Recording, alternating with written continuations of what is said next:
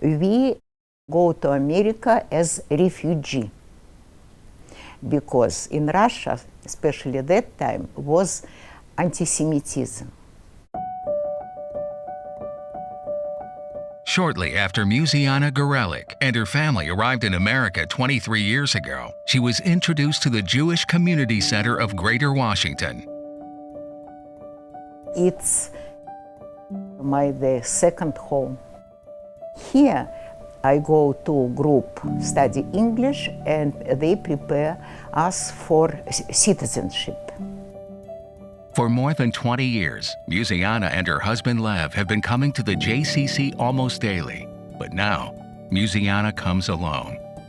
My husband very sick, and I go to him all the time. He's in Hebrew home, and he has very bad disease, dementia.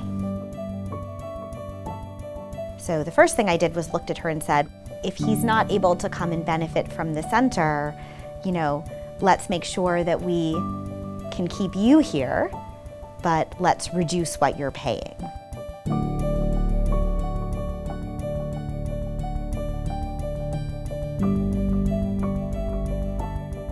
This rest for me, for my soul and for my mind.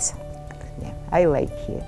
Here I can rest it, and I found these good people, and it saved me.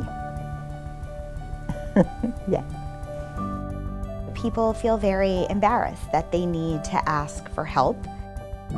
That is part of the mission of the JCC, that we really want to give them that help. That's why we're here.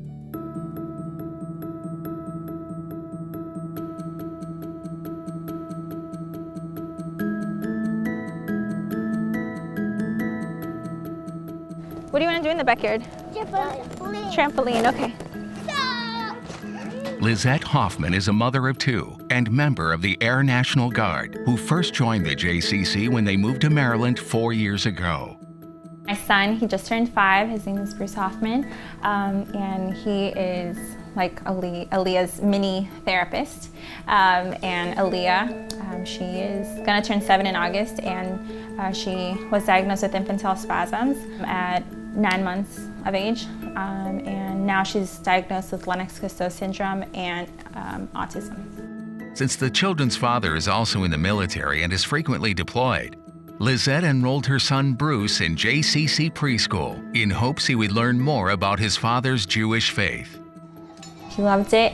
He talks about all his best friends. He's everyone's best friend, and then he tells me about his teachers and what he got to do. Bruce wasn't the only one to have a JCC experience. Aaliyah's therapists recommended that she enroll in Camp JCC's inclusion program. The first year, Aaliyah was accepted at Camp JCC, which we were very excited after being rejected to so many other so-called inclusion programs. We were very excited, but I never thought about how my son Bruce would feel. Lizette works 4 part-time jobs in addition to her military service, so she can keep up with the costs of raising her children, especially one with special needs. We couldn't keep up with Aaliyah's medical expenses and therapies, and we had to kind of prioritize. She asked if there might be any way that we could give her help so that he could come to camp with his sister. And I immediately went to the camp director, and we were so thrilled to be able to make it happen for them. The following year, Lizette enlisted in the military and was at basic training when it was time to re-enroll the kids in camp. Everyone knows after coming from JCC, my daughter grows exponentially. Like, her experiences there, it's incredible. Good job, Bruce. If Bruce wants to know more questions and I don't know what to say because I'm not Jewish, it's nice to know that, his teacher or his camp buddies, he could always answer questions for him. During my basic training, we had the 5-minute phone call, and the only thing I wanted to make sure my mom was doing was enrolling both of my kids in camp. That was I didn't want to talk about anything else. I had 5 minutes and there was a countdown, and I was talking really fast because I want to get everything through.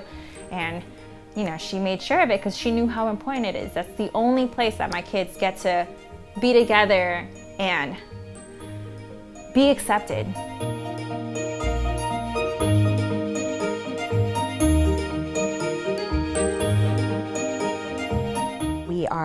fixture in people's lives.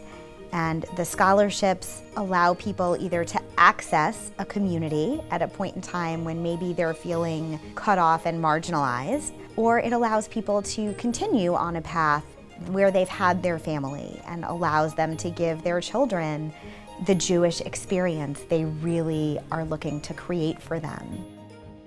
I am immensely grateful, and I want to say thank you. I just don't know. Sometimes I feel like thank you is not enough.